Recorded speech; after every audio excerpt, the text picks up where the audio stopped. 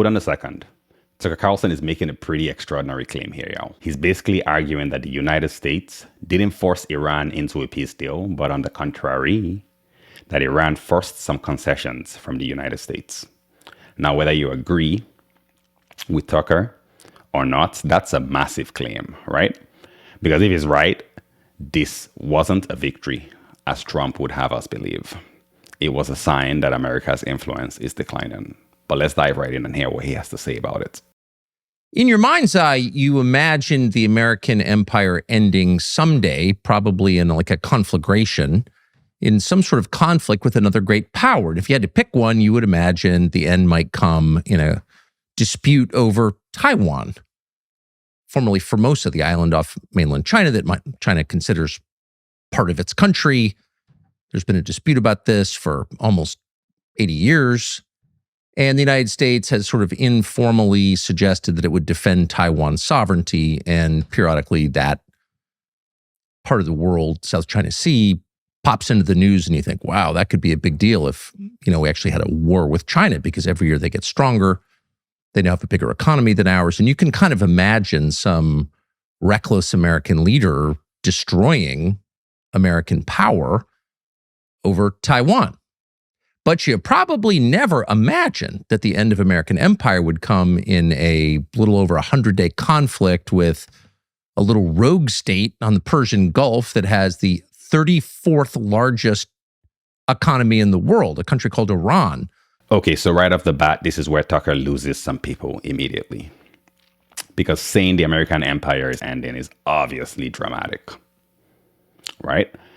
But I think there's a more interesting question underneath it all. Forget whether America is ending. The real question, in my opinion, is this. Did America get what it wanted? Because if you spend billions a day deploying military resources, creating instability, and then end up making concessions like Iran being able to charge tolls at the Strait of Hormuz after 60 days, then people are going to ask whether your strategy worked. And they're not going to just listen to what you're saying, right? They're going to be asking, like, what did you get? What did you say you wanted? And what did you get? Which generations of Americans have been raised to believe is crazy and dangerous, but basically irrelevant and certainly not civilized, and in no way capable of affecting America's place in the global hierarchy. You just couldn't imagine that would happen.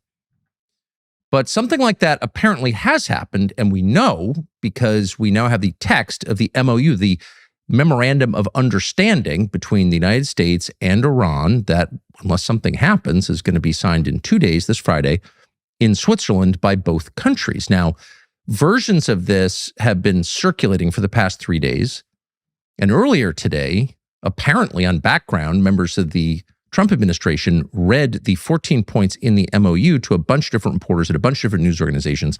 They immediately appeared online, and you read this and you think that can't really be real.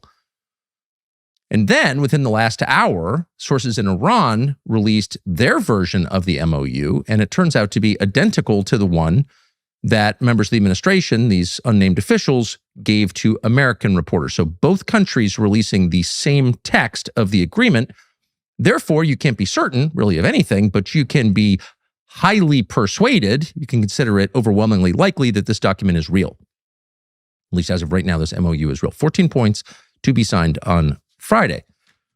It's pretty short, and it's worth reading at least in part because it tells you everything, not just about how this war might end, it's not ended yet, but how it could end, but it tells you even more about the relative place of the United States and Iran in the global order going forward. And it's really kind of an amazing document. And to get right to the point, you can see why neocons are upset. I mean, they have cause to be upset. Not taking their side, but just being honest here. Wow. Here's part of what it says. Paragraph 1. The United States of America and the Islamic Republic of Iran and their allies in the current war, by signing this MOU, declare the immediate and permanent termination of military operations on all fronts, including Lebanon, and undertake from now on not to initiate any war or any military operation against each other, and to refrain from the threat or use of force against each other, and ensuring ensuring the territorial integrity and sovereignty of Lebanon. The final deal will confirm with the permanent termination of war on all fronts, including in Lebanon. So now this is actually really interesting Because if Tucker is accurately describing the agreement, then the conversation shifts completely. We were told this was about Iran at the start, right? But now the final agreement is starting to look like it's talking extensively about Lebanon. Then people are going to start asking, obviously, right? That's the next thing here is like, was this conflict really about one thing and then ending up being about something else? And that's why transparency, in my opinion, completely matters in these situations. Because citizens can't evaluate policies if the stated goals and the actual outcome aren't the same thing. But yeah, let me know down in the chat if you agree or disagree. Okay, so that's the first paragraph of the agreement. Israel is not mentioned, but Lebanon is mentioned 3 times. Lebanon? What does Lebanon have to do with this war? Well, strictly speaking, nothing. And when it began on February 28th, we were told by the administration this was purely about disarming Iran and preventing this rogue terror state from getting a nuclear weapon, which would be prima facie a threat to the world. But very shortly after this war commenced, Israel decided, oh, wait, we're going to take this opportunity not to achieve the goals that they convinced President Trump to tell our nation about, but instead to do something we've wanted to do for a long time, which is steal southern Lebanon. And so very shortly after this war began, Israel started a new war with American weapons paid for by American taxpayers designed to take land from Lebanon, all the land south of the Litani River, which kind of bisects the country diagonally, and then starts hitting Beirut on the Mediterranean, an ancient and beautiful city, maybe the most beautiful city in the world. And Israeli warplanes started blowing up civilians in the middle of Beirut, while the United States was occupied, tied down, really, both fighting this war that Israel inspired. We followed Israel's lead into the war, according to the Secretary of State, Marco Rubio, and tied up defending mainland Israel from the response to that war from Iran.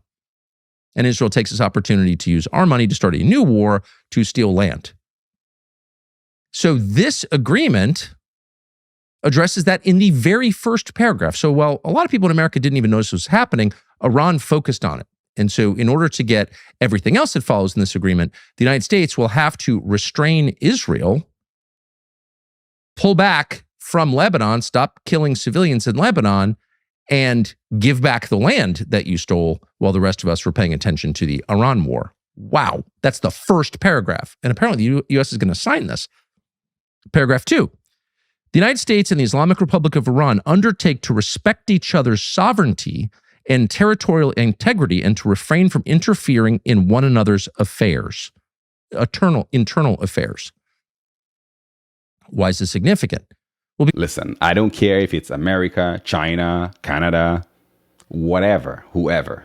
The moment governments start interfering in other countries while simultaneously demanding that nobody interferes in theirs, people are going to notice the double standard immediately. And that's not a left or right, blue or red thing.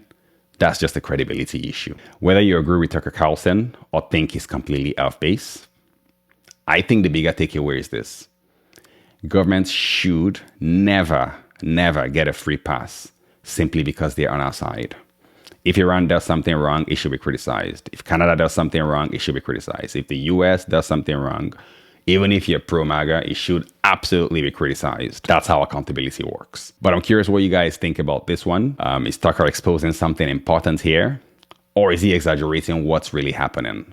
Let's have a debate about this one, guys. Also, if you enjoy the content, be sure to, or at least consider giving the video a like, subscribe to the channel. We're making a push for 1,000 subscribers and your support will mean the world to me. Until next time, peace.